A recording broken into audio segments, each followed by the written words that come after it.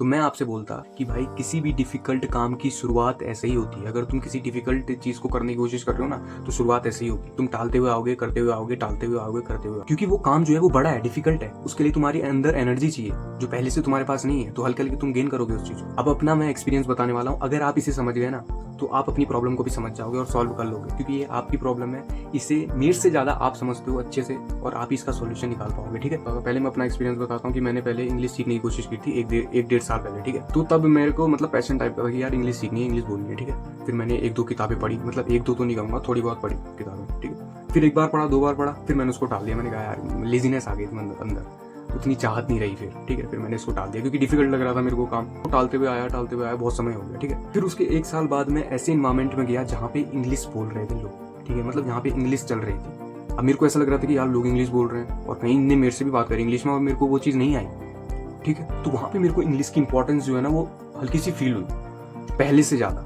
जितनी पहले इंपॉर्टेंस नहीं थी ना उस फेज पे, जब खाली पैशन था, सीखने की भूख थी, उससे ज़्यादा अब मेरे को वो चीज़ मतलब इंपॉर्टेंट लगी कि अब यार मेरे को ये इंग्लिश सीखनी चाहिए क्योंकि लोग बोल रहे हैं। अगर लोग मेरे से बोलेंगे मेरी तो बेइज्जती हो जाएगी। तो अब यहाँ पे क्या हुआ ना, पहले से ज़्यादा इंपॉर्टेंस आ गई। अब इंपॉर्टेंस आई है तो काम तो करूंगा ना मैं। तो फिर मैंने थोड़ा बहुत सीखने की कोशिश की, थोड़ा बहुत फोन में भी देखा कि कैसे ऐसे सीखते हैं, लेक्चर लिए। ठीक है, फिर इसका मतलब ये नहीं कि फिर मैंने टालना बंद कर दिया। मैंने फिर भी टाला, फिर भी वो इंपॉर्टेंस इतनी नहीं थी। वो इंपॉर्टेंस इतनी थी कि मैं यहाँ तक चल पाया बस।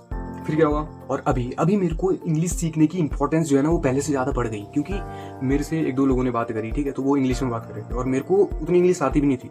तो कभी कभार मैं चैट जीपीटी में ट्रांसलेट करके देख रहा था। ठीक है, तो पहले से अब इंपॉर्टेंस बढ़ गई। तो अब मैं पहले से ज़्यादा इंग्लिश सीखने की कोशिश कर रहा हूँ। क्यों? क्योंकि इंपॉर्टेंस जो है वो बढ़ते जा रही है। इंग्लिश सीखना एक गोल है, ये डिफिकल्ट है, आसान नहीं है। पहले शुरुआत हुई ऐसे, थोड़ा बहुत करा फिर टाला, फिर इंपॉर्टेंस पता चली, फिर थोड़ा बहुत करा फिर टाला, फिर उससे ज़्यादा इंपॉर्टेंस पता चली अब सीख रहा हूँ। अब आगे क्या पता और इंपॉर्टेंस पता चले।